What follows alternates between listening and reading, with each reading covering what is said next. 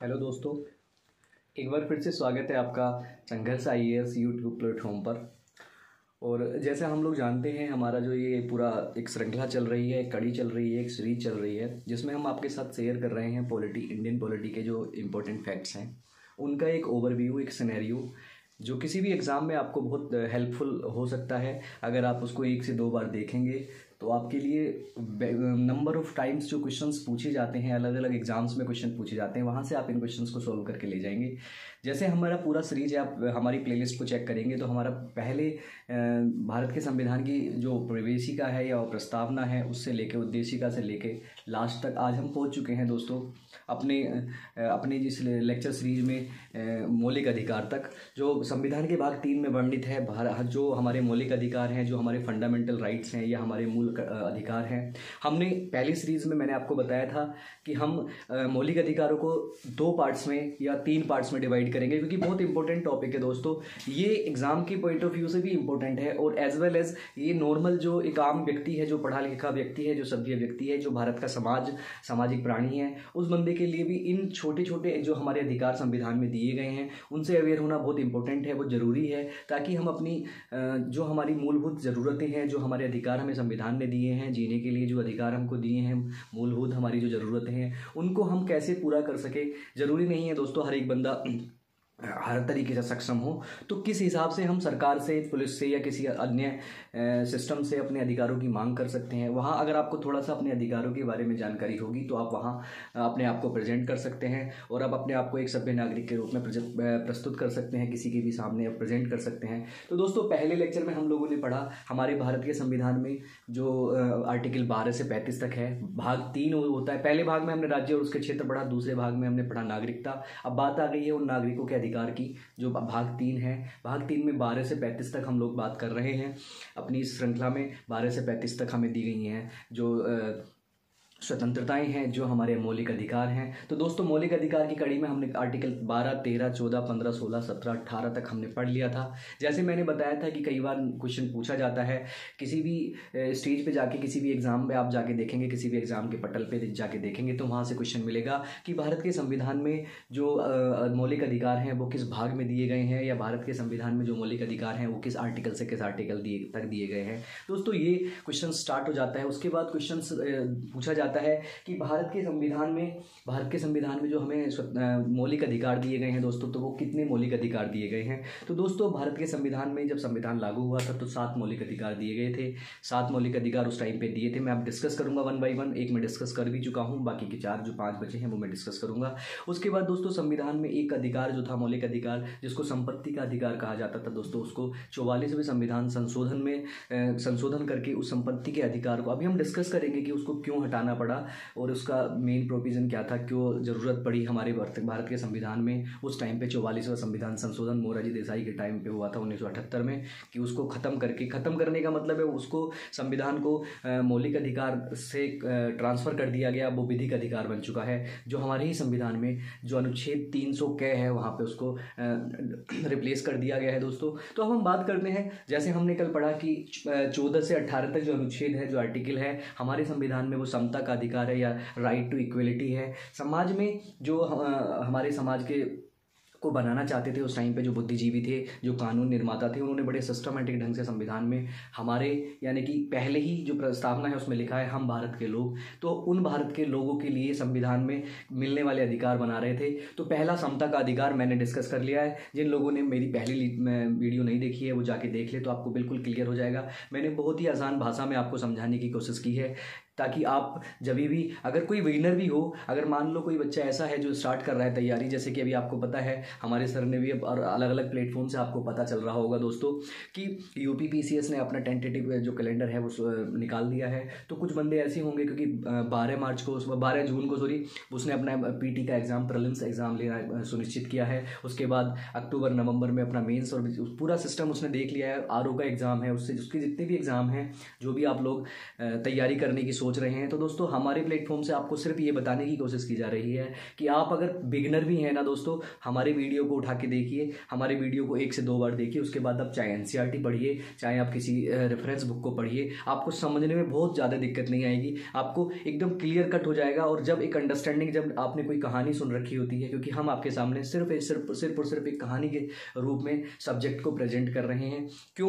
क्योंकि देखो, आप देखोगे कि हमारे पास डिजिटल बोर्ड ऐसा नहीं है कि हम 1 बाई 1 या फिर हम PDF बना के आपको एक एक लाइन के नीचे अंडरलाइन करके आपको बताते चलें। दोस्तों हमारा जो औचित्य है वो औचित्य है कि सब्जेक्ट को पढ़ने के लिए कितना आसान किया जा सकता है, उसकी लैंग्वेज को कितना आसान किया जा सकता है, आम भाषा में कैसे आपको बताया जाए, आम भाषा में आपसे कैसे बात की जाए, इंटरेक्ट किया जाए, कैसे वो एग्जाम्पल्स। तो आप लोग बोर्ड पे ज़्यादा कॉन्सेंट्रेट ना करके, जब भी हम पढ़ाने के लिए कोई पहले ही बोल देते हैं, हमारे जो थंबनेल आता है, आप वीडियो ओपन करते हैं तो वहाँ लिखा होता है कि हम पढ़ाने क्या वाले हैं। तो आप जो भी पढ़ाने वाले हैं, आप या तो अपने फ़ोन में या स्क्रीनशॉट ले लीजिए या कुछ भी कर लीजिए, आपके पास जैसे भी अवेलेबिलिटी है, उसको पेन ले लीजिए, कॉपी ले लीजिए। उसके बाद हम जो बोल रहे हैं उसको एक बार हल्का सा सिनेरियो को आप सुनिए और फिर देखिए आपको अंडरस्टैंडिंग लेवल कैसे डेवलप हो जाएगी। जो हमारे चैनल का मेन औचित्य है कि संघर्ष से सफलता की ओर। आपको संघर्ष नहीं करना पड़ेगा दोस्तों किताबों को समझने के लिए, क्योंकि मैंने बहुत सारे स्टूडेंट्स और बहुत सारे लोगों से, अपने साथी दोस्तों से हमारी टीम ने बात की और हमारी टीम में भी बहुत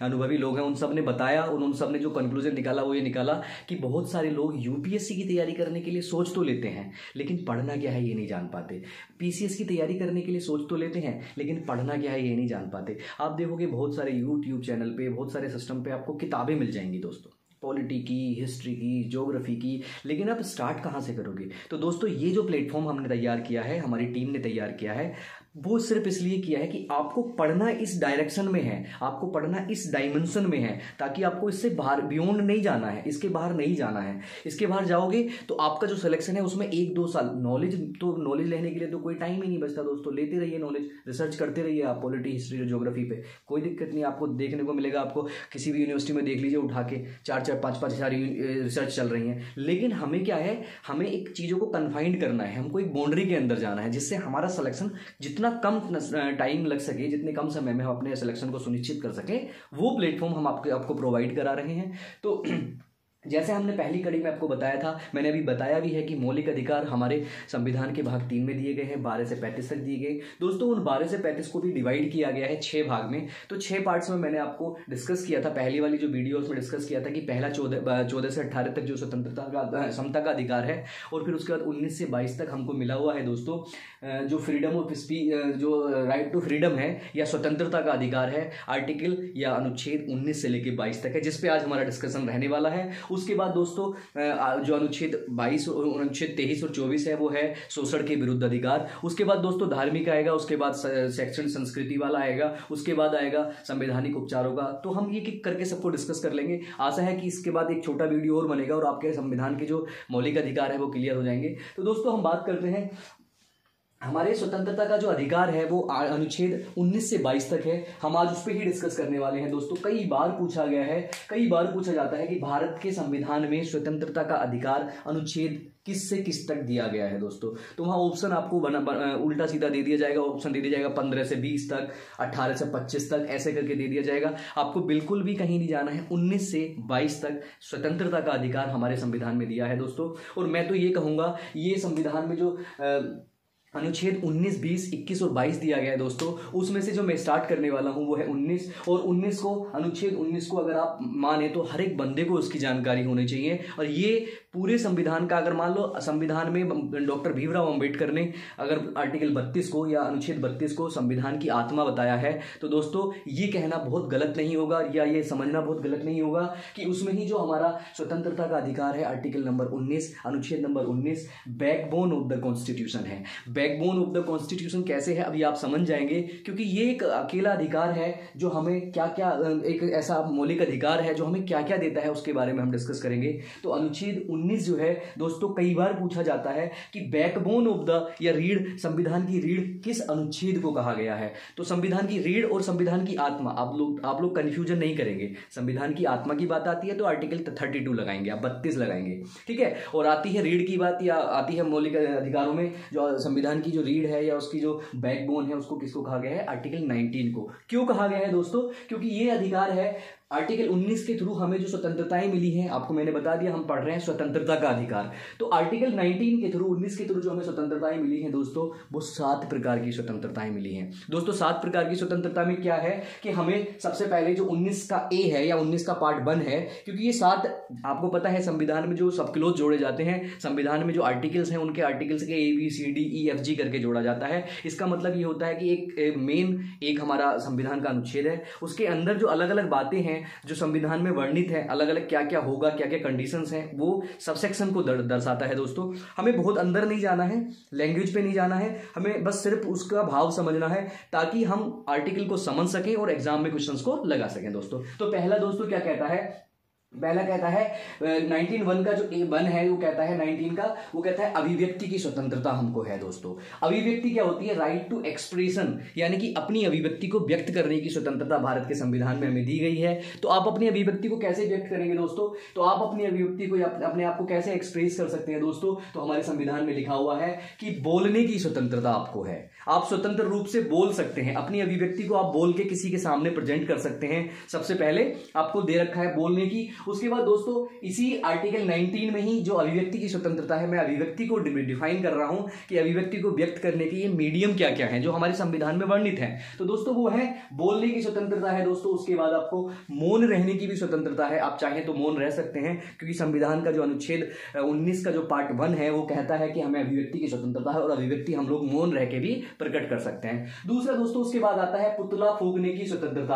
आपने देखा होगा दोस्तों हमारे संविधान में, आपने आए दिन जहां भी इलेक्शन होते हैं, आए दिन जहां पे भी कोई नए कानून या नियम बनते हैं, तो माननीय प्रधानमंत्री जी के या फिर अमित शाह जी के या फिर जो तत्कालिक या वर्तमान की सरकार होती है या जिस भी सिस्टम या कोई सिस्टम कानून बनाता है, सपोज दैट चाहे राज्य सरकारें हो, चाहे वो कोई कंपनी हो, चाहे वो कोई LIC कोई भी हो दोस्तों, जब उससे कुछ हमारे समाज का कोई एक ऐसा तबका जो उससे गुस्सा हो जाता है, जो उस नियम को नहीं मानना चाहता है, उस नियम का एडजस्ट नहीं करना चाहता है, अपने ऊपर उस नियम को नहीं थोपवाना चाहता है, तो वो दोस्तों वो करता है विरोध। और विरोध करने का तरीका होता है किसी का भी पुतला, प्रतीकात्मक पुतला फूंकना। इसका मतलब ये नहीं होता कि हमने पुतला फूंक दिया तो हमने प्रधानमंत्री जी को या राष्ट्रपति जी को या जो भी जिस भी बंदे का, जिस भी आदमी का हमने पुतला फूंका है। तो पुतला फूंक के एक प्रतीकात्मक सिस्टम है, ये भी एक अभिव्यक्ति या अपना गुस्सा प्रकट करने का एक तरीका है दोस्तों। दूसरे नंबर पर दोस्तों एक है मीडिया का। जब हम बात करेंगे कि मीडिया को भी स्वतंत्रता है, देखो संविधान में जब संविधान निर्माता संविधान को बना रहे थे तो दोस्तों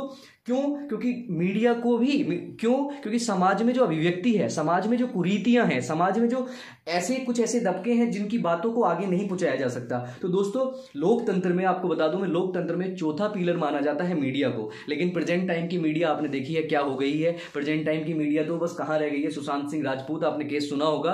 प्रेजेंट टाइम की जो मीडिया है वो केवल सुशांत सिंह राजपूत को बना देती है ड्रग एडिक्टेड, उसे बना देती है पागल, जबकि इतना इंटेलिजेंट बंदा है। और आए दिन उसको केवल आज की मीडिया की बात कर रहा हूं, वो तो केवल TRP बढ़ाने का काम करती है। उसको TRP बढ़ाने के लिए जो भी न्यूज मिलेगी वो उसको उठा के आपको दिखाती रहेगी। उसे नहीं मतलब है कि समाज में क्या कुरीतियां हो रही हैं, समाज में कुरीतियों के लिए किसी क्योंकि वो भी एक अभिव्यक्ति व्यक्त करने का तरीका है दोस्तों। मीडिया को भी स्वतंत्रता है कि वो अपनी अभिव्यक्ति व्यक्त कर सकती है। वो किसी सरकार के पक्ष में बोल सकती है, वो किसी सरकार के विपक्ष में बोल सकती है, वो किसी जो कानून है, कोई नियम है, उस नियम के लिए कटाक्ष कर सकती है, उस नियम के लिए। क्यों? क्योंकि वो चौथा पिलर है समाज का लोकतंत्र में दोस्तों। लेकिन प्रेजेंट टाइम की मीडिया को देखता हूं तो हम लोग देखते हैं कि बिल्कुल क्या काम कर रही है, इसका कोई मतलब नहीं रह जाता है दोस्तों। चलिए, ये मीडिया की स्वतंत्रता है दोस्तों। आपसे पूछ लेगा सवाल कि भारत के संविधान में मीडिया की स्वतंत्रता है जो किस आर्टिकल के अंदर दे दी गई है, तो आपको लगाना है दोस्तों आर्टिकल 19 का A, जिसमें अभिव्यक्ति की स्वतंत्रता है। और अभिव्यक्ति को व्यक्त करने का दोस्तों एक झंडे वाला सिस्टम भी होता है कि झंडा फहरा के, झंडे का प्रतीकात्मक रूप बना के आप झंडे दिखा के या कैंडल मार्च लगा के भी अपने अंदर की जो अभिव्यक्ति है उसको व्यक्त कर सकते हैं। उसके बाद दोस्तों जब आप बोलने की आपको स्वतंत्रता है, तो दोस्तों बोलने की स्वतंत्रता के साथ साथ आपके पास एक स्वतंत्रता है सवाल पूछने की स्वतंत्रता। उसको सवाल पूछने की स्वतंत्रता को कानूनी मान्यता मिली 2005 में। RTI आया दोस्तों, RTI एक्ट। आप किसी को भी सवाल पूछ सकते हैं, किसी भी विभाग से आप सवाल पूछ सकते हैं, चाहे वो अब तो PMO ऑफिस में भी अभी उसे ऐड कर लिया गया है। तो दोस्तों ये सारी जो अभिव्यक्ति की स्वतंत्रता है वो हमारे संविधान निर्माताओं ने आर्टिकल 19(1) में दे दी गई है। लेकिन दोस्तों लेकिन क्या है कि ये तो अभिव्यक्ति की स्वतंत्रता दे दी गई है, लेकिन अब क्या कहा गया है हमारे उन्हीं संविधान निर्माताओं ने, क्योंकि वो जिस टाइम पे संविधान को बना रहे थे उन्होंने जो भूतकाल है, जो पहले से जो राज चल रहा था उसमें आने वाली कुरीतियों को देखा था, परेशानियों को देखा था। जिस टाइम पे वो थे उस टाइम पे तो वो जी रहे थे, और वो कितने बुद्धिजीवी थे कि आने वाले टाइम पे क्या हो सकता है उसको भी ध्यान में रख के उन्होंने ऐसा सामंजस्य बनाया और इतना पवित्र डॉक्यूमेंट्स, कानून हमारे सामने बना के दिया। उन्होंने कहा कि हम आपको अभिव्यक्ति की स्वतंत्रता तो देते हैं दोस्तों, लेकिन अभिव्यक्ति की स्वतंत्रता, अभिव्यक्ति का मतलब है बोलने की स्वतंत्रता है आपको, लेकिन बोलने की स्वतंत्रता आपको ध्यान रखना पड़ेगा दोस्तों, बोलने की स्वतंत्रता में एकता और अखंडता पे कोई हानि नहीं होनी चाहिए।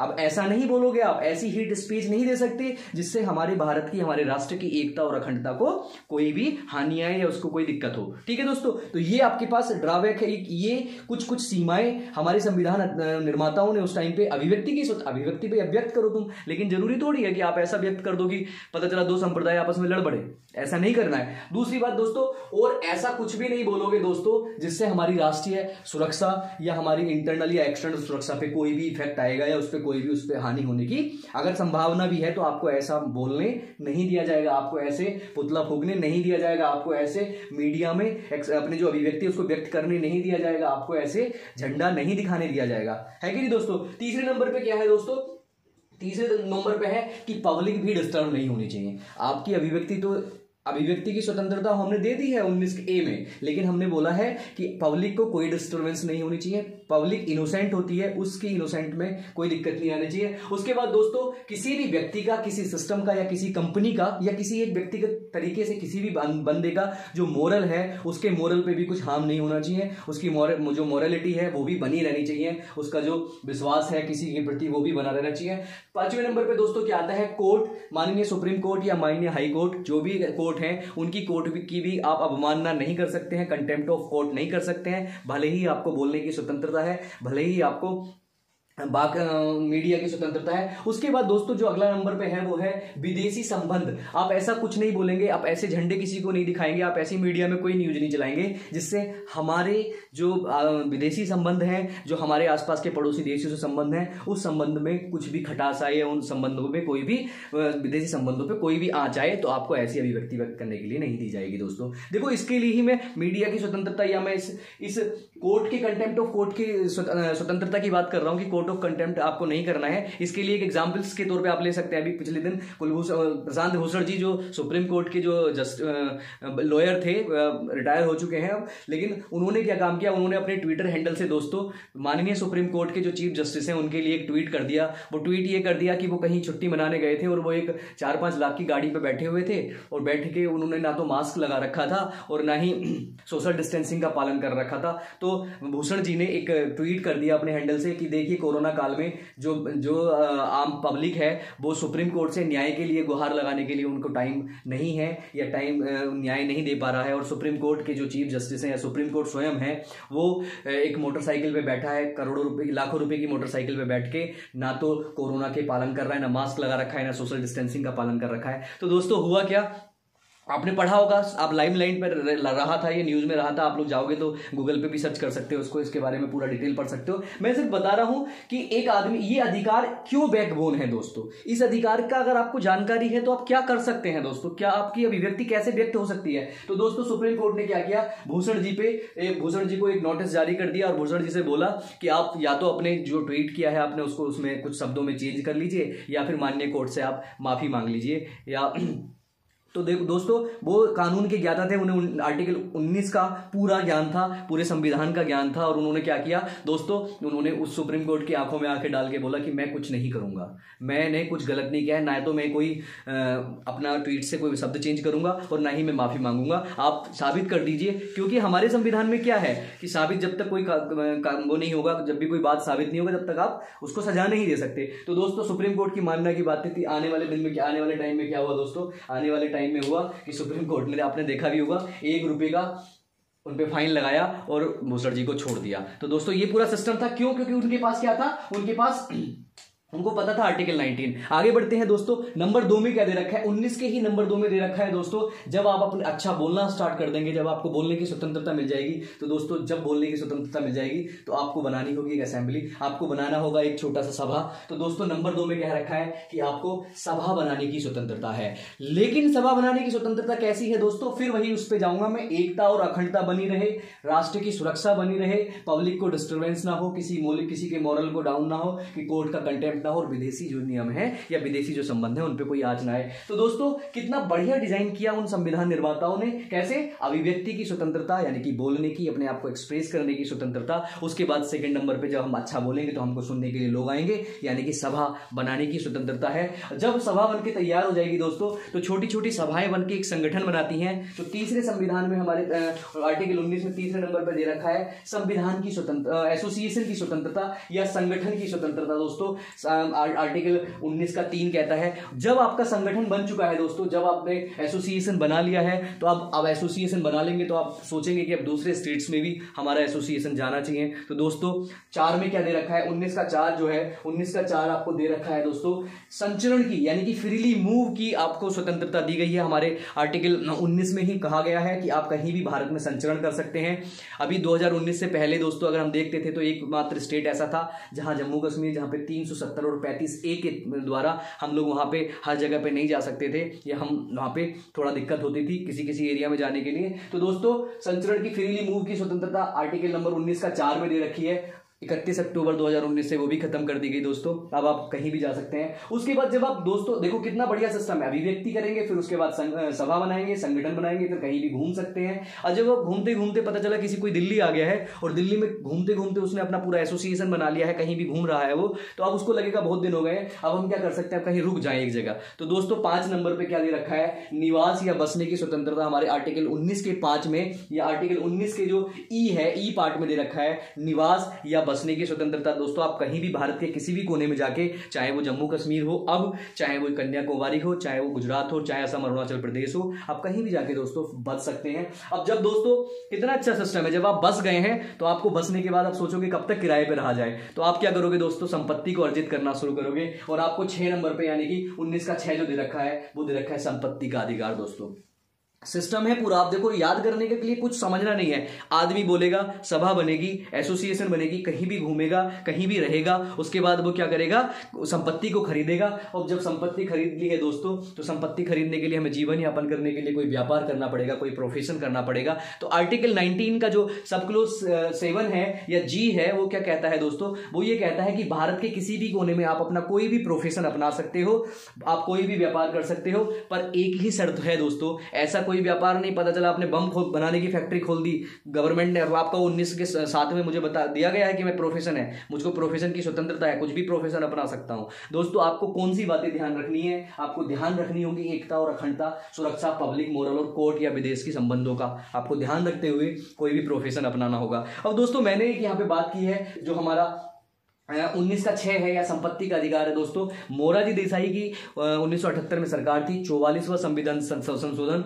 तत्कालीन सरकार ने किया, बहुत अच्छा काम उस टाइम के लिए था। दोस्तों इसको हटा दिया गया। 6 नंबर पे जो है, अब हमारे संविधान में संपत्ति का अधिकार जो है मौलिक अधिकार में नहीं है, साथ ही साथ मौलिक अधिकार के स्वतंत्रता के अधिकार के 19(6) में भी नहीं है। दोस्तों अब मैं बात करता हूं दोस्तों, कई सारे लोग स्वतंत्रता के अधिकार को इसमें हमारे संविधान में 7, जब संविधान निर्माण हुआ था तो उस टाइम पे 7 स्वतंत्रताएं थी, लेकिन आज के टाइम पे आर्टिकल जो 19 है उसमें केवल 6 स्वतंत्रताएं हैं। और बहुत सारे मेरे दोस्त, बहुत सारे जो एस्पिरेंट्स हैं, तैयारी करते हैं, वो इन 6 संविधान को, संविधान में दिए गए आर्टिकल 19 के द्वारा के अंतर्गत जो दिए गए हमारी स्वतंत्रता है, उनको ही स्वतंत्रता का अधिकार समझ लेते हैं दोस्तों, उन्हें ही मौलिक अधिकार समझ लेते हैं। तो कंफ्यूज आना नहीं है दोस्तों, मौलिक अधिकार हमारे संविधान में जो है उसमें भी 7 दिए गए थे। कौन सा, जैसे मैंने बताया 14 से 18 तक समता का अधिकार, 19 से 22 तक स्वतंत्रता का अधिकार, ऐसे ही बताया 23 से 24 तक शोषण के विरुद्ध अधिकार, 25 से आगे का सिस्टम धार्मिक अधिकार, उसके बाद संस्कृति और शिक्षण संस्थानों में अधिकार, फिर उसके बाद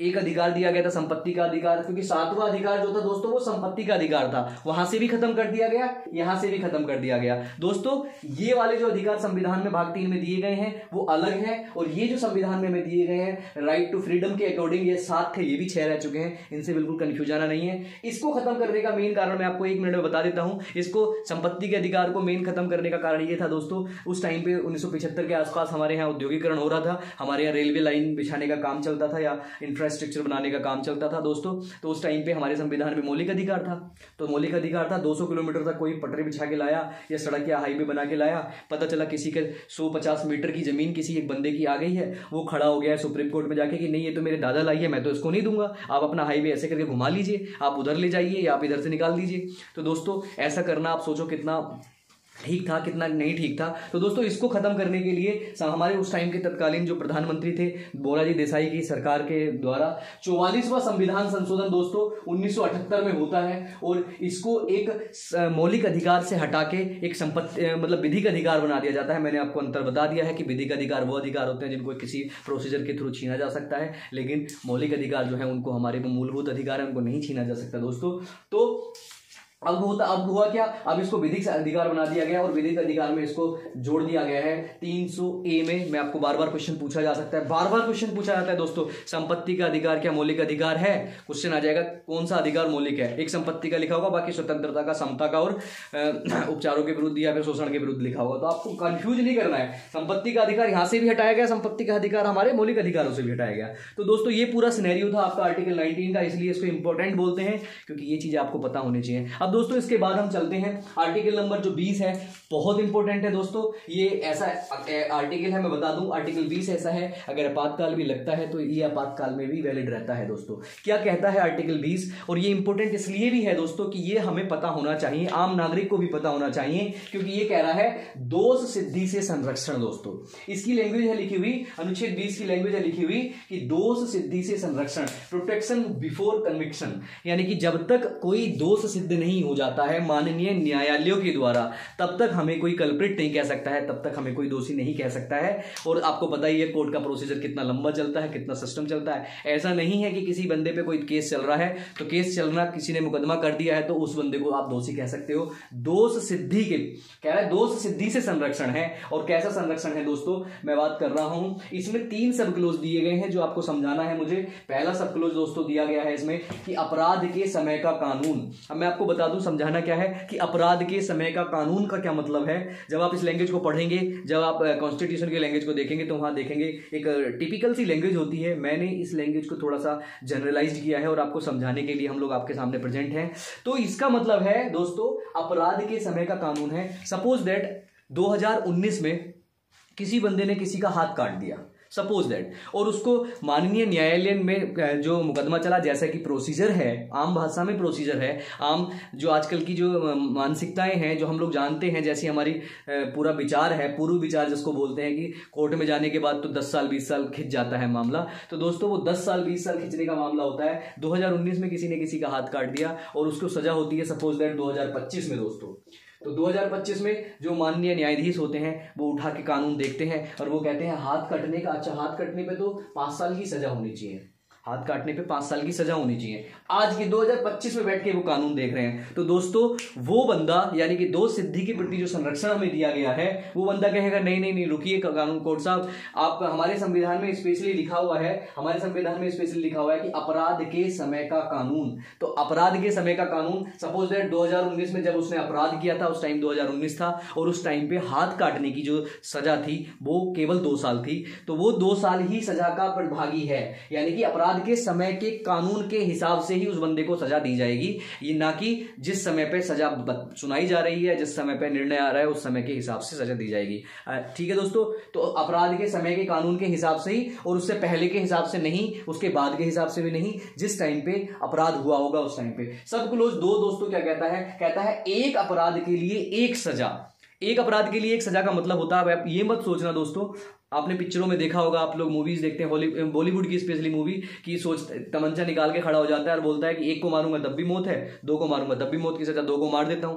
तो दोस्तों वहां ऐसा होता है केवल आपको दिखाने के लिए। यहाँ पे अगर हम कानून के हिसाब से चलते हैं तो दोस्तों वो दो अलग अलग मर्डर हो जाते हैं और वो दो अलग अलग केस आपके पास आते हैं और उन दोनों के प्रति आपको मौत की सजा से ज्यादा फांसी की सजा, और फांसी की सजा से भी ज्यादा हो सकता है आपको उससे भी ज्यादा प्रताड़ित किया जाए, ऐसी सजा हो सकती है। तो दोस्तों कंफ्यूज आना नहीं है। एक सजा के लिए एक का एग्जाम्पल मैं आपको बताता हूं दोस्तों। चारा घोटाला आपने सबने सुना होगा, लालू प्रसाद यादव जी पकड़े गए थे, सीबीआई ने रिपोर्ट मांगी कि बताइए भाई आपने कैसे करके करा, आपने जो चारा था वो करोड़ों रुपए का चारा कैसे डिस्ट्रीब्यूट किया।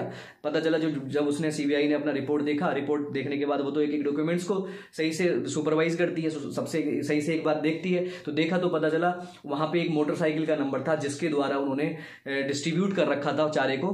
ठीक है, तो दोस्तों कोर्ट ने, माननीय कोर्ट ने, सपोज दैट, मैं यहाँ पे एग्जाम्पल इसलिए ले रहा हूं ताकि आप समझ में आ जाए कि एक सजा के लिए एक बार कैसे दिया जाएगा। तो दोस्तों उनको 2 साल की सपोज दैट कोर्ट सजा सुनाता है कि आपको 2 साल का कारावास है, आपको 2 साल की सजा सुनाई जाती है।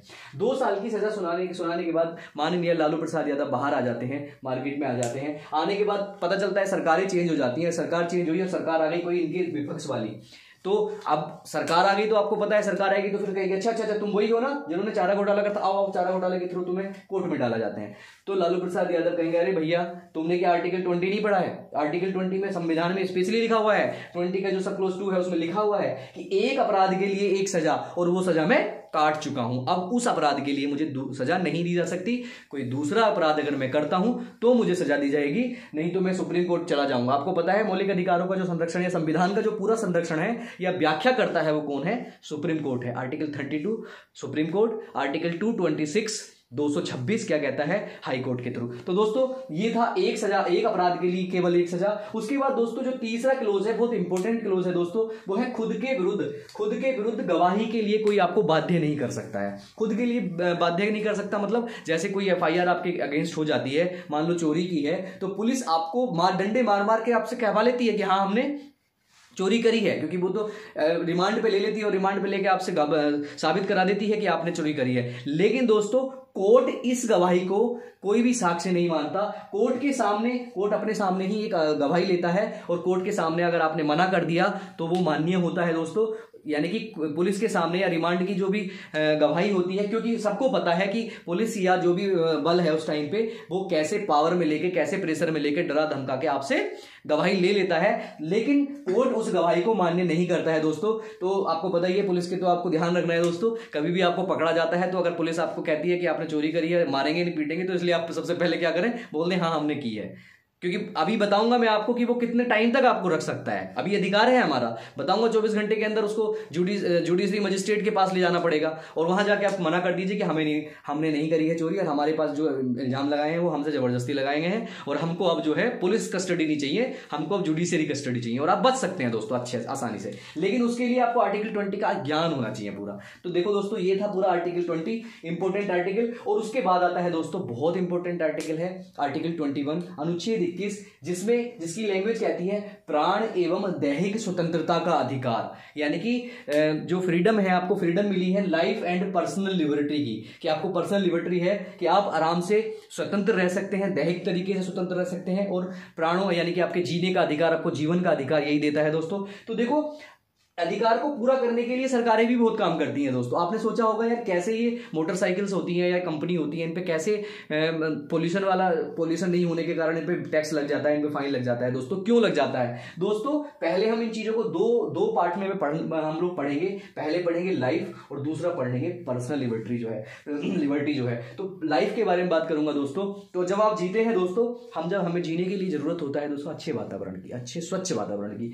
दोस्तों पर्यावरण इसमें पहला एक मुद्दा है, क्योंकि जिएंगे तो हमको हवा अच्छी चाहिए। हवा अगर पोल्यूटेड होगी तो ये गवर्नमेंट का यानी कि संविधान में जो दिया गया है कि हमें जीने का अधिकार है, हमें लाइफ का अधिकार है, हमें जीने का अधिकार है, जीवन का अधिकार है, तो उसके लिए पर्यावरण में अगर प्रदूषण बढ़ेगा, पर्यावरण में अगर प्रदूषण की मात्रा अलग अलग टाइप से बढ़ेगी तो हमें जीने में दिक्कत आएगी। तो दोस्तों इसी के कारण सरकारें जो होती हैं पेट्रोल या डीजल की जो वाहन होते हैं या कोई फैक्ट्री होती है उन पे बैन लगाती हैं, उनकी एक लिमिट तय करती हैं कि आप इतने समय तक या इतने से ज़्यादा पोल्यूशन नहीं करेंगे। आपकी वाहनों की, आपकी फैक्ट्री की समय समय पे हमारा एक बोर्ड चेक करता रहेगा क्यों ऐसा चेक करता रहेगा? क्योंकि दोस्तों संविधान में हमारे प्रत्येक व्यक्ति को, इंडिविजुअल व्यक्ति को जीने का अधिकार है और स्वतंत्र जीने का अधिकार है। और स्वतंत्र कैसे जिएंगे? जब बाहर जाएंगे पता चला हमने सांस जो ले रहे हैं उसमें तो आ रही है जहर, हम तो मर जाएंगे। तो जीने का अधिकार को हमारे हार्म करेंगी ये सारी चीजें। तो इसलिए सरकार ने पर्यावरण वाला सिस्टम लगा रखा है आपके वाहनों पे। आपने देखा होगा, आप लोग प्रदूषण जांच केंद्र जाते होंगे, प्रदूषण आप बनवाते होंगे उस टाइम पे। दोस्तों ये था। दूसरे नंबर पे क्या आता है दोस्तों? हमें जीने का अधिकार है। सपोज दैट उसमें एक मैं बात करूंगा जो आत्महत्या है दोस्तों। आप आत्महत्या करते हैं, आप मर जाते हैं, बड़ा ही गलत काम है। हमारे संविधान में कहा गया है कि हमारे यहाँ एक भी आदमी को मरने का अधिकार नहीं है दोस्तों, क्योंकि एक भी आदमी, इंडिविजुअल आदमी हमारे भारत का अभिन्न अंग है। क्योंकि हमारा संविधान जिससे चलता है, हमारा देश जिससे चलता है वो हमारा संविधान है। और संविधान की पहली लाइन में क्या लिखा हुआ है? We are the people of India, या हम भारत के लोग। हमसे मतलब होता है 111 लास्ट तक, लास्ट वाला कैंडिडेट। तो दोस्तों आत्महत्या अगर आप करते हैं और मर जाते हैं तो फिर तो आप पे क्या ही मुकदमा चलेगा। लेकिन अगर आप बच जाते हैं दोस्तों तो कोर्ट आप पे भी मुकदमा चला सकता है आईपीसी की धारा 309 के थ्रू, कि आप अपनी जान नहीं ले सकते क्योंकि संविधान ने आपको जीने का अधिकार दिया है। और हमारा कानून कहता है कि आप खुद भी अपनी जान नहीं ले सकते हैं जब तक प्राकृतिक रूप से, जब तक एक व्यवस्थित रूप से आपकी मौत नहीं होती, तब तक आप नहीं मर सकते हैं दोस्तों। इसीलिए आत्महत्या को अपराध माना गया है। क्यों? क्योंकि संविधान ने आर्टिकल 21 में दिया है हमें क्या? जीने का अधिकार। दूसरा उसके बाद क्या है? उसके बाद नंबर 3 पे आता है हेल्थ। सरकार, आपने देखा है 0 साल के बच्चे, या फिर आजकल तो गर्भधारण के टाइम पे भी सरकारें अलग अलग प्रकार के टीके या फिर इंद्रधनुष हो, चाहे कोई सी भी स्कीम हो, टीके या फिर छोटी छोटी मूलभूत जो हेल्थ सुविधाएं हैं वो आपको प्रोवाइड कराती है, ताकि हर एक आदमी स्वच्छ तरीके से क्या हो सके दोस्तों? स्वस्थ तरीके से जी सके।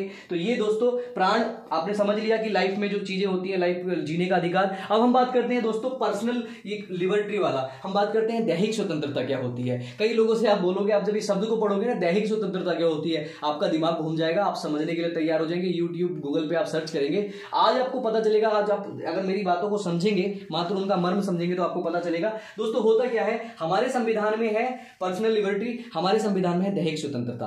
आपको जीने और दैहिक जो आपका देही है उसको स्वतंत्र करने का अधिकार है। तो दोस्तों उसमें पहला सब क्लोज क्या कहता है कि आपको एक अधिकार है एकांतवास का अधिकार। दोस्तों अगर आप चिंतन मनन करने वाले व्यक्ति हैं, आप मेडिटेशन करना चाहते हैं, आप एकांत में रहना चाहते हैं, आपकी टेंशन है, पर्सनल कोई प्रॉब्लम्स हैं, तो आपको अधिकार है कि आप आराम से एकांतवास में जा सकते हैं। आपको रोका नहीं जाएगा। आपको अगर रोका गया ना, इसी के अंदर आता है दोस्तों सोने का अधिकार भी एक। आपको एकांत में सोने का अधिकार है दोस्तों। अगर आपको कोई रात में अगर डिस्टर्ब करता है एक पर्टिकुलर टाइम के बाद, तो आप उसको अपने दैहिक स्वतंत्रता के अनुसार सुप्रीम कोर्ट में जा सकते हैं कि हमारा आर्टिकल 21 हार्म हो रहा है। एकांतवास की बात कर रहा हूं दोस्तों। ऐसे ही नंबर 2 पे आता है आपका विदेशी यात्रा का अधिकार। जैसे ही हम विदेशी यात्रा की बात करते हैं दोस्तों, मेनका गांधी बांध आ जाता है। कई बार कुछ सवाल पूछा गया है, यूपीपीसीएस में तो स्पेशली पूछा गया है कि मेनका गांधी बांध किस आर्टिकल से रिलेटेड है दोस्तों? आर्टिकल 21 से रिलेटेड है। पर्सनल जो आपको दैहिक स्वतंत्रता मिली हुई है उसके अकॉर्डिंग रिलेटेड है। हुआ क्या दोस्तों, उस टाइम पे जब मेनका गांधी का पासपोर्ट जब्त कर लिया जाता है, उसको विदेश नहीं जाने दिया जाता। मेनका गांधी को दोस्तों, मेनका गांधी को विदेश नहीं दिया जाता, जाने दिया जाता। तो वो भी उसके साथ कानून ज्ञाता होते हैं, उसके पर्सनल असिस्टेंट्स होते हैं। उन्होंने बताया कि आपको दैहिक स्वतंत्रता का हनन हो रहा है। आपका दैहिक स्वतंत्रता का हनन क्या है? आपकी पर्सनल लिबर्टी जो है वो हार्म हुई है। आर्टिकल 21 में दिया गया है कि ऐसा कोई नहीं कर सकता है। आप जाइए सुप्रीम कोर्ट, उनके जो वो जाती हैं सुप्रीम कोर्ट दोस्तों, और सुप्रीम कोर्ट में जाके खटखटाती है सुप्रीम कोर्ट का दरवाजा कि मेरा जो पासपोर्ट है मुझे बाहर नहीं जाने दिया जा रहा है, और जिससे मेरा दैहिक स्वतंत्रता भंग हो रही है। मौलिक अधिकार जो हमें संविधान के भाग 3 के अनुच्छेद 21 में मिला हुआ है वो मेरा भंग हो रहा है। तो सुप्रीम कोर्ट दोस्तों उसको पूरा सुपरवाइज करता है और उसके बाद फटकार लगाता है, और फटकार लगाने के बाद अमेंडमेंट करता है कि आपको विदेशी यात्रा का भी अधिकार है। इन सबके अधिकार है, लेकिन इन सबके अधिकार के बाद ही मैं दोस्तों जोड़ना चाहूंगा उसी से, आप विदेश तो जा सकते हैं लेकिन आप इंटरनल सुरक्षा पे हार्म नहीं करेंगे। आप ये सारी चीजें ध्यान में रखते हुए आपको विदेश में घूमने का अधिकार है, जाने का अधिकार है दोस्तों।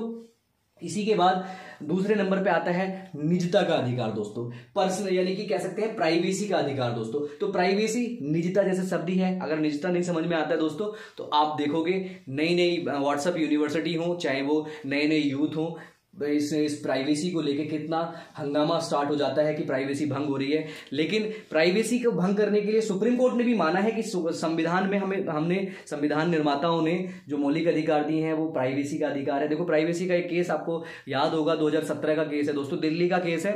उसमें क्या होता है, एक पति पत्नी रात में सो रहे होते हैं, पत्नी रात में मोबाइल पे किसी से व्हाट्सअप या किसी सोशल मीडिया के थ्रू चैट कर रही होती है। 2 बजे रात को पति उठता है, पूछता है कि बताओ क्या कर रही हो आप, तो क्या कर रही हो तो वो नहीं बताती है। वो उनके बीच में झगड़ा हो जाता है और झगड़ा होने के बाद बात पहुंच जाती है सुप्रीम कोर्ट तक, और वो सुप्रीम कोर्ट में कहती है, सुप्रीम कोर्ट सारी चीज़ों को अपने संज्ञान में लेते हुए, सारी चीज़ों को ध्यान में रखते हुए सुप्रीम कोर्ट कहता है कि किसी से आप उसकी निजता यानी कि प्राइवेसी नहीं छीन सकते।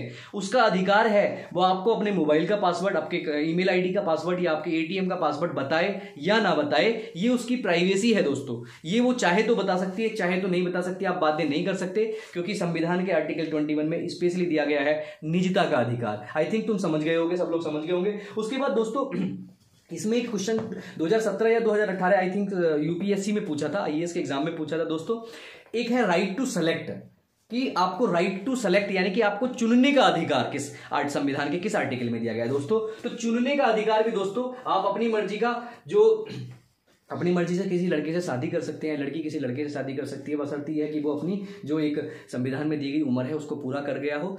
उसके बाद किन चीज़ों को ध्यान में रखते हुए, इन्हीं सारी चीज़ों को जो मैंने पहले बताई हैं, अखंडता, सुरक्षा, पब्लिक मोरल और कोर्ट के किसी भी विदेशी संबंधों को ध्यान में रखते हुए आप किसी भी बंदे को अपने सेलेक्ट कर सकते हो, ये आपको अधिकार है। तो आपसे पूछ लिया गया था, तो आप ध्यान रखेंगे कि निजता का अधिकार में ही आता है आपके राइट टू सेलेक्ट, या आपकी दैहिक स्वतंत्रता के इस अधिकार में ही आता है निजता का अधिकार, एकांतवास का या विदेशी यात्रा का या फिर चुनने का अधिकार। इसमें दोस्तों एक और केस आया था, केस आपको हम डिस्कस करेंगे, केस जब केस आते रहेंगे, स्पेशली हम जब अपने डिटेल डिस्कशन वाले बैच में आपके साथ होंगे तब हम डिस्कस करेंगे। तो मैं बात करता हूं दोस्तों, एक एडल्ट्री और था, एडल्ट्री को बैन किया गया है। अभी माननीय सुप्रीम कोर्ट ने अपना निर्णय दिया है पिछले कुछ दिनों में। तो उसमें क्या था दोस्तों, एडल्ट्री क्या था, एडल्ट्री एक हमारे यहाँ अपराध माना जाता था, माना तो अभी भी जाता है दोस्तों। हुआ क्या, 1860 में जो अंग्रेज थे, ब्रिटिशर्स ने एक कानून बनाया आईपीसी, उसमें एक कानून बना दिया एडल्ट्री। दोस्तों एडल्ट्री में क्या था, एडल्ट्री में था कि कोई एक पति और पत्नी है, यदि पत्नी का संबंध किसी गैर मर्द से यानी कि किसी बाहर के किसी एक्सटर्नल मर्द से है, तो दोस्तों उन दोनों में अगर कुछ दिक्कत होती थी वो कोर्ट जाते थे। तो दोस्तों उसमें क्या किया जाता था, यानी कि ए और बी पति पत्नी है और पत्नी का संबंध किसी सी वाले बंदे से है, अगर वो साबित हो जाता है तो उसमें सारे का सारा जो ढर्रा था वो केवल एक्सटर्नल मैरिड जो आदमी होता था उसके ऊपर रख दिया जाता था, उसी को सजा सुनाई जाती थी।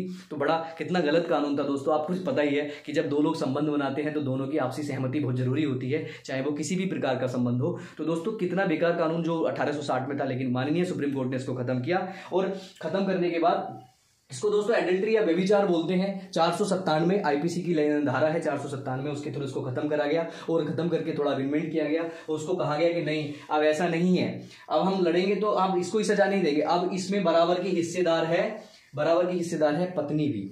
और दोस्तों अगर ऐसा साबित हो जाता है तो साबित हो जाने के बाद दोस्तों इसी कोर्ट ने ये कहा कि हम ऐसा तो है, अगर अब ए और बी का कोई बीच में साबित हो जाता है कि उसका सी से संबंध है तो दोनों को सजा दी जाएगी। साथ ही साथ में पहले क्या होता था दोस्तों, पति जो है पत्नी को अलग नहीं रख सकता था, उसको हार्म नहीं कर सकता था, क्योंकि कोर्ट उसको मानता ही नहीं था कल्प्रिट। तो दोस्तों कितना बड़ा अजीब सा कानून था। तो दोस्तों अब क्या कर दिया गया, कोर्ट ने कहा नहीं भाई, अगर ए और बी में अगर सी का कोई गड़बड़ इंटरफेरेंस पाया जाता है तो बी और सी को यानी कि जो पत्नी है और पति है उन दोनों को सजा दी जाएगी। साथ में उस बेचारे पति के साथ क्या गलत करा उसने, साथ में इस बिना पे दोस्तों, व्यभिचार के बिना पे उसको कह दिया कि भाई तुम तलाक ले सकते हो, हम इस बिना पे आपको तलाक देने की गारंटी दे सकते हैं। तो दोस्तों एडल्ट्री में आर्टिकल 21 में जो एडल्ट्री खत्म की गई है उसके बिना पे अगर कोई व्यभिचार में पाया जाता है, एडल्ट्री में पकड़ा जाता है, तो पति अपनी पत्नी को या पत्नी अपने पति को तलाक दे सकती है, वो एक बेवजह हो सकता है। तो दोस्तों ये पूरा आर्टिकल 21 था। प्राण और दैहिक स्वतंत्रता कितना इंपॉर्टेंट था मैंने आपके साथ डिस्कस कर लिया। दोस्तों अब हम बात करते हैं, जब हम अच्छा जिएंगे, जब हमें हेल्थ अच्छी मिलेगी, तो अब हमें अगला एक संविधान में क्या होता है, जो अनुच्छेद आता है वो आता है 21 कै। दोस्तों 21A या 21 कै आता है अनुच्छेद। उसमें क्या दिया गया है, राइट टू एजुकेशन दिया गया है दोस्तों। जब संविधान बना था दोस्तों, राइट टू एजुकेशन हमारा केवल नीति निर्देशक तत्व में था, इनडायरेक्टली था, हमारे संविधान के मौलिक अधिकारों में नहीं था दोस्तों। 86वां संविधान संशोधन किया गया 2002 में, और इसको क्या किया गया, इसको अनिवार्य कर दिया गया। और जैसे ही 86वां संविधान संशोधन, कितनी बार आपसे पूछा गया होगा कि जो शिक्षा का अधिकार है वो किस अनुच्छेद के अंदर आता है। पहला क्वेश्चन, जो शिक्षा का अधिकार है उसको किस संविधान संशोधन के अंदर लाया गया था। Number 2 question. नंबर 3 क्वेश्चन, जो शिक्षा का अधिकार है उसके अंतर्गत कितने साल के बच्चों को अनिवार्य शिक्षा दी जाने की प्रोविजन किया गया है। तो ये नंबर 3 क्वेश्चन है दोस्तों। तो 3 क्वेश्चन इससे आपसे पूछे जाते हैं। तो दोस्तों संविधान के जो 21 है वो कहता है 6 से 14 साल तक के बच्चों को अनिवार्य शिक्षा दी जाएगी। और हमारी इस अनिवार्य शिक्षा के लिए आपने देखा होगा हमारी सेंट्रल गवर्नमेंट्स, हमारी स्टेट गवर्नमेंट या हमारी लोकल गवर्नमेंट्स कितनी स्कीम निकालती हैं, चाहे वो सर्व शिक्षा अभियान हो, चाहे वो मिड डे मील हो, चाहे वो कैसा भी सिस्टम हो शिक्षा को बढ़ाने के लिए, कोई सा भी छोटा श्यामपट योजना हो, चाहे अलग अलग करंट वाली बहुत सारी योजना होंगी, सिर्फ इसलिए आर्टिकल 21 को साधने के लिए दोस्तों। तो यहां से सिर्फ आपसे पूछा जाता है ये। उसके बाद दोस्तों बहुत इंपॉर्टेंट है और बहुत लंबा भी है, वो है आर्टिकल 22, जो कहता है कि गिरफ्तारी से संरक्षण, जो कहता है वो कहता है गिरफ्तारी से संरक्षण हमें कैसे दिया जाएगा। तो गिरफ्तारी से संरक्षण का मतलब क्या होता है, आर्टिकल 22 को हम 2 पार्ट में हम यहाँ पे डिस्कस करेंगे। पहला पार्ट हम आज सही से डिस्कस कर लेंगे, दूसरे पार्ट में क्योंकि बहुत लेंथी हो जाएगा हम किसी दूसरी वीडियो में आके आपको जितना आपके एग्जाम से रिलेटेड मौलिक अधिकार में पूछा जाएगा वो आज डिस्कस कर लेंगे। लेकिन इसके बाद भी आपको मेंस में कुछ लिखना है, आपको मेंस में कुछ चीजें कोट करनी है, कुछ कानून के बारे में लिखना है, उनके पक्ष में उनके विपक्ष में, तो हम उसके लिए हम दूसरा वीडियो आपके साथ में लेके आएंगे। तो दोस्तों ये क्या कहता है, गिरफ्तारी से संरक्षण का क्या मतलब होता है दोस्तों। गिरफ्तारी से संरक्षण होता है कि मैं इसको 2 पार्ट्स में बांट के आपके सामने शेयर करूंगा। पहला है अपराध के बाद संरक्षण और दूसरा है अपराध के पहले संरक्षण। दोस्तों 2 टाइप से संरक्षण आपको मिला हुआ है। मान लो आपने कोई अपराध कर दिया है तो अपराध के बाद जो होगा वो दंडात्मक सिस्टम होगा, क्योंकि आपने अपराध कर दिया, ये साबित करना है, अगर साबित हो गया तो आपको दंड मिल जाएगा दोस्तों। और अपराध के पहले जो है, तो दोस्तों अपराध के पहले का सिस्टम ऐसा आपने दंड तो किया नहीं, उस प्रोसीजर पे हम बात करेंगे 2 पार्ट्स में, जिसको बोलते हैं निवारक निरोध, इसके डिटेल भी करूंगा मैं आपके साथ। तो दोस्तों संरक्षण का क्या मतलब है, संरक्षण आपको कैसे दिया गया है। तो संरक्षण दिया गया है दोस्तों, जब आप कोई अपराध कर देते हैं तो अपराध करने के बाद वो अपराध कैसा है, वो अपराध कैसा नहीं है, उसकी प्रवृत्ति क्या है, वो डिपेंड करता है एग्जाम जो आपका अपराध होगा उसकी प्रवृत्ति पर। यहां पे हम बात करते हैं कि अगर आपने अपराध कर दिया है और किसी ने FIR कर दी है, तो सबसे पहले क्या होगा दोस्तों, सबसे पहले होगा कि आपको कोई पकड़ने आएगा तो आप पूछ सकते हैं कि हमें किस बिना पे आप पकड़ने आए हैं, यानी कि बिना वारंट के आपको कोई गिरफ्तार नहीं कर सकता है। अपराध के बाद अगर आपने अपराध कर दिया है तो बिना वारंट के आपको कोई गिरफ्तार नहीं कर सकता है, वारंट होना जरूरी है दोस्तों। आप पूछ सकते हैं, आपको ये अधिकार है आर्टिकल 22 के थ्रू। दूसरे नंबर पे दोस्तों क्या आता है, दूसरे नंबर पे आता है अगर आपको कोई गिरफ्तार कर लेता है तो गिरफ्तार करने के 24 घंटे के अंदर दोस्तों, दूसरे नंबर पे है कि आपको अगर किसी अपराध के बाद गिरफ्तार कर लिया गया है तो आपको 24 घंटे के अंदर उसको न्यायिक जो मजिस्ट्रेट होता है, जुडिशरी जो मजिस्ट्रेट होता है, उसके सामने प्रेजेंट करना पड़ेगा। जो भी आसपास में जो भी न्यायिक होगा या मजिस्ट्रेट टाइप लेवल का जो भी अधिकारी होगा, उसके सामने आपको प्रत्यक्ष प्रमाण देना पड़ेगा उसको कि आपको पकड़ लिया। ऐसा नहीं 10 दिन तक पकड़ के आपको पीटते रहे, ऐसा नहीं। अगर आपको ऐसा करता है कि 36 घंटे से ज्यादा है, वो कंडीशन होती है दोस्तों, क्योंकि आपको पता ही है कानून में अलग अलग कंडीशन हो जाती है। तो बहुत सारे लोग क्या करते हैं, सैटरडे की नाइट को पकड़ लेते हैं, पता चला संडे को छुट्टी रहती है और छुट्टी वाले दिन काउंट नहीं होते, मैं आपको बता दूं। ठीक है दोस्तों, तो जो नेशनल छुट्टी होती है उसको काउंट नहीं किया जाता, वो अलग बात है। जब हम IPC और CRPC पढ़ेंगे तब हम उस पर डिस्कस कर लेंगे। तो 24 घंटे के अंदर अगर आपको नहीं प्रत्यक्ष किया जाता किसी मजिस्ट्रेट के सामने, जुडिशरी मजिस्ट्रेट के सामने, तो आप आर्टिकल 22 के थ्रू सुप्रीम कोर्ट में जा सकते हैं और पुलिस को या उस विभाग को फटकार लगवा सकते हैं दोस्तों। उसके बाद अगर आपको पकड़ भी लिया गया, आपको मजिस्ट्रेट के सामने भी प्रस्तुत कर दिया गया, तो दोस्तों आपके पास तीसरा है कि आप अपने मनपसंद का वकील सेलेक्ट कर सकते हैं। आपको अपने मनपसंद के वकील को रखने का, आपको अपना पक्ष रखने के लिए एक वकील करना होता है दोस्तों। तो वकील को आप सेलेक्ट कर सकते हैं और सेलेक्ट कर इसी के थ्रू दोस्तों एंटीसिपेटरी बेल जो होती है दोस्तों, जो अग्रिम जमानत होती है, इसी के थ्रू दी जाती है दोस्तों। कोई आपने कुछ गड़बड़ कर दिया है, आपने कोई अपराध कर दिया है, तब तक आपको पता है साबित पता नहीं कितने दिन तक होगा, तो आप अपने मनपसंद का जो वकील है उसको करके अपने आप को 24 घंटे के अंदर जिसके सामने प्रेजेंट करा जाएगा, जो जुडिशरी मजिस्ट्रेट होगा उसके सामने आप जमा वो करके और एंटीसिपेटरी बेल या अग्रिम जमानत के लिए अप्लाई कर सकते हैं। अग्रिम जमानत देनी है या नहीं देनी है दोस्तों, वो मजिस्ट्रेट तय करेगा। वो मजिस्ट्रेट कैसे तय करता है, वो मजिस्ट्रेट के ऊपर, दिमाग के ऊपर, और जो आपने अपराध किया है उस अपराध की प्रवृत्ति के ऊपर डिपेंड करता है कि वो प्रवृत्ति कैसी है। हो सकता है वो अपराध एक ऐसा अपराध हो जो नॉर्मली हो, मतलब लड़ाई दंगे वाला हो, इससे कोई दिक्कत नहीं होगी, तो वो कह देगा कि आप कोई राशि या 10,000 20,000 रुपए जमा कर दीजिए और आपके 2 बंदे को लेके आ जाइए, जो आपके एविडेंस होंगे, जो आपकी बेल वाला सिस्टम होगा, जो आपकी अग्रिम जमानत होगी। तो जमानत आपकी कोई ले लेता है, कोई भी 2 बंदे, कि अगर ये बंदा अगर नहीं पकड़ा जाता तो हम इसको पकड़ के लाके देंगे, वो जमानत होती है दोस्तों। ऐसे करके कोई अमाउंट फिक्स करके और उसको छोड़ देता है। तो ये एंटीसिपेटरी बेल जो होती है दोस्तों, आर्टिकल 22 के थ्रू जो मिलती है, जो संविधान है, इसी के थ्रू इसको हम कोलरेट करके पढ़ सकते हैं। तो ये पूरा अधिकार है आपको। अगर ऐसा कोई भी अधिकार आपका छीना जाता है, ऐसा नहीं होता है दोस्तों, आप क्या कर सकते हैं, सुप्रीम कोर्ट में या हाई कोर्ट में जा सकते हैं। अब हम दूसरी बात करते हैं दोस्तों। दूसरी बात होती है दोस्तों अपराध के पहले। अपराध के पहले कैसे दोस्तों ये होता है, इसको बोलते हैं निवारक निरोध। चौथे नंबर पे आता है आपका दोस्तों निवारक निरोध। होता क्या है दोस्तों, इसको बोलते हैं प्रिवेंटिव डिटेंशन। प्रिवेंटिव डिटेंशन जैसे ही आपने शब्द सुना होगा दोस्तों, आप तुरंत पीछे पहुंच जाएंगे 2019 में, जब जम्मू एंड कश्मीर से 370 हटाई गई और अब्दुल्ला परिवार को, उमर अब्दुल्ला और जो फारूक अब्दुल्ला उस टाइम पे वहां हैं, उन अब्दुल्ला परिवार को क्या कर दिया जाता है, प्रिवेंटिव डिटेंशन के थ्रू बंद कर दिया जाता है। नजर इसके थ्रू, इस कानून के थ्रू क्या होता है दोस्तों, अगर जो सरकारें हैं, राज्य सरकारें हैं, जो भी प्रोटेक्शन या पुलिस फोर्स हैं, उसको कोई ऐसी मतलब ऐसी आशंका होती है कि इस पर्टिकुलर आदमी के यहां होने से कोई अपराध होने की प्रोबेबिलिटी है, कोई अपराध हो सकता है, इस अगर ये यहां रहेगा तो सपोज दैट कि ये सांप्रदायिक मामला दंगा कर सकता है, हमें ऐसा अनुमान, मतलब हमें ऐसी अनुमान है या हमारे पास ऐसे सबूत हैं कुछ कि ये कोई दंगे में या फिर किसी विस्फोट में, जो बम विस्फोट है, ऐसे कोई भी अनैतिक काम में शामिल हो सकता है, तो उसके थ्रू आपको गिरफ्तार कर लिया जाता है दोस्तों। और ये गिरफ्तार ऐसे होता है दोस्तों, इसमें इस गिरफ्तारी में जो निवारक निरोध के थ्रू गिरफ्तार की जाती है या प्रिवेंटिव डिटेंशन की रखी जाती है, उसमें ये तीनों चीज वैलिड नहीं होती है दोस्तों। वारंट की जरूरत नहीं, 24 घंटे की जरूरत नहीं, मनपसंद का वकील नहीं मिलता। तो दोस्तों जैसे ही हम बात करते हैं निवारक निरोध की, तो हम तुरंत एक याद दिलाता हूं मैं हिस्ट्री का टॉपिक जो है रॉलेट एक्ट दोस्तों। रॉलेट एक्ट में क्या था, नो वकील, नो दलील, नो अपील। ऐसा ही कानून है हमारा निवारक निरोध। ना तो इसमें आपको वारंट की जरूरत पड़ती है, यानी कि अपील कर सकते हैं, ना वकील रख सकते हैं, ना आप उस पर दलील दे सकते हैं दोस्तों।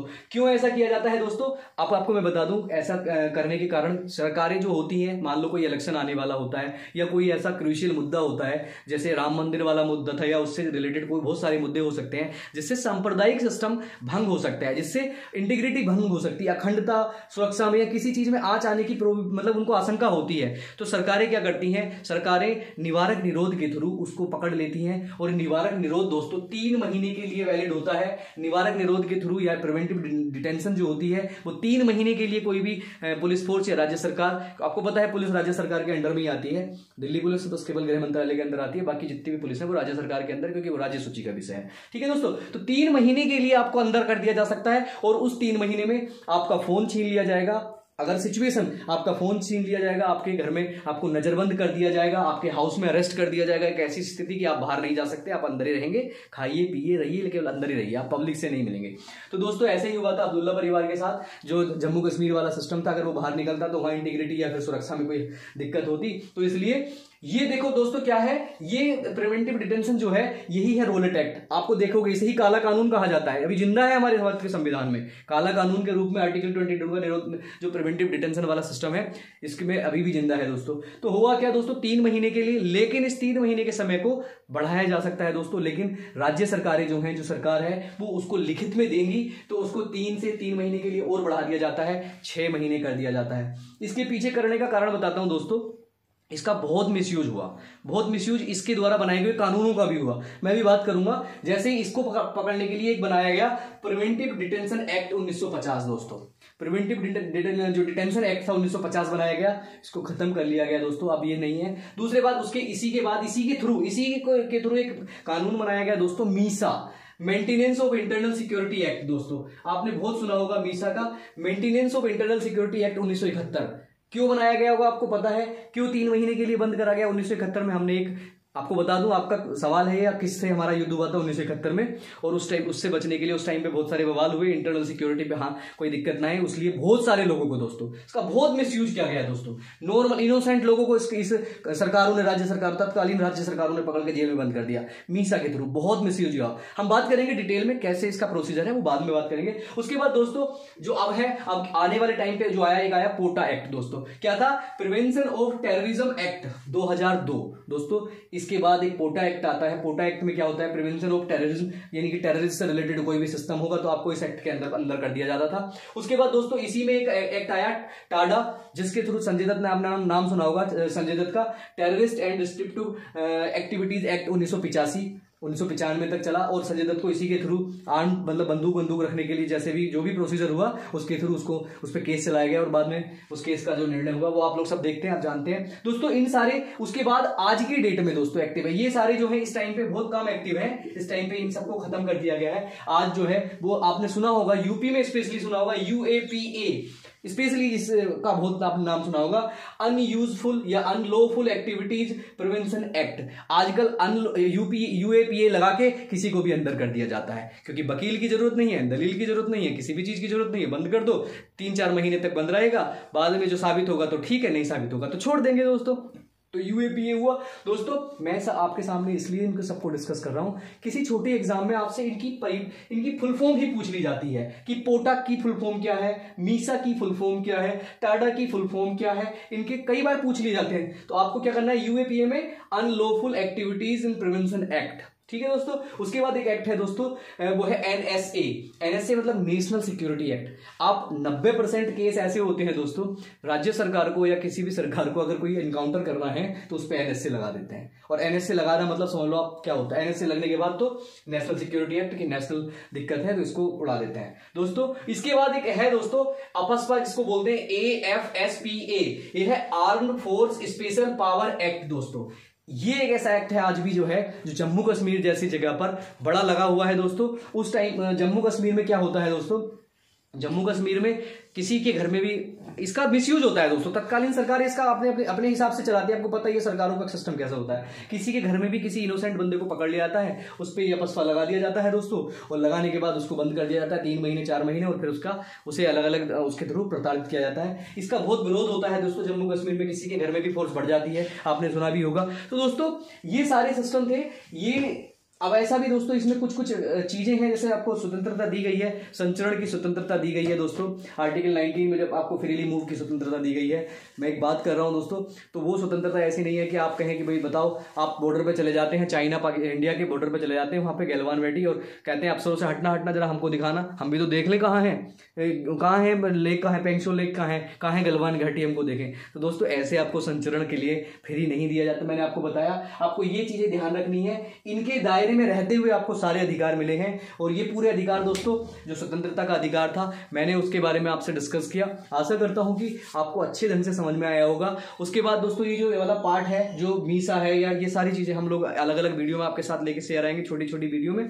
तो ये आर्टिकल था आपका स्वतंत्रता का अधिकार, जो आर्टिकल 19 से 22 तक हमने डिस्कस किया। आने वाली वीडियो में दोस्तों हम बाकी के जो बचे हुए मौलिक अधिकार हैं, जो 4 अधिकार अभी हमारे पास और बचे हैं, हम एक वीडियो में उनको खत्म कर देंगे। आशा करता हूं सबको अच्छा लगा होगा, और अच्छा लगा होगा तो अपने दोस्तों को शेयर जरूर करेंगे। देखा गया है दोस्तों, आपके कमेंट्स आते हैं कि आपकी वीडियो बहुत लंबी हो जाती है। मुझे पता है दोस्तों 40 से 50 मिनट की वीडियो देखने में बड़ा टाइम लगता है, लेकिन अगर 40 से 50 मिनट की वीडियो देखने के बाद आपको 4 से 5 क्वेश्चन मिल जाएं, आपको किसी सब्जेक्ट को पढ़ने के अंडरस्टैंडिंग डेवलप हो जाए, तो मुझे नहीं लगता कि वो बहुत ज्यादा है। उसके बाद आप किताब पढ़ो ना, आपको देखना आपकी जो किताब 8 दिन में पढ़नी थी, आप वो किताब 6 दिन में समझ में आ जाएगी। दोस्तों इसी के साथ हम लोग अपना वीडियो खत्म करते हैं, और आगे कोशिश करेंगे कि हम अपनी वीडियो को छोटा करें। जब हम ऐसा नहीं है, हम वीडियो छोटी नहीं बना सकते दोस्तों। मैं एक लाइन में इसको बता देता, 19 अभिव्यक्ति की स्वतंत्रता, 20 2 सिद्धि के प्रति संरक्षण, 21 प्रमाण और दैहिक स्वतंत्रता, और ये वीडियो 5 मिनट में खत्म हो जाती। लेकिन उसके अंदर जो चीजें हैं आपको पढ़नी जो है, जो समझनी है, उसके साथ हमको डील करना है दोस्तों, ताकि ये वीडियो देखने के बाद आपको किताब अच्छे से समझ में आ जाए। जो बड़ी दिक्कत होती है बाद में नहीं समझ में आती, तो मैंने बहुत लोगों को देखा है दोस्तों, ऐसे एस्पिरेंट्स होते हैं जिनको दैहिक स्वतंत्रता का मतलब ही नहीं पता होता। दोस्तों बस यहीं अपनी वाणी को विराम देता हूं। आशा करता हूं सब स्वस्थ होंगे। जय हिंद, जय भारत।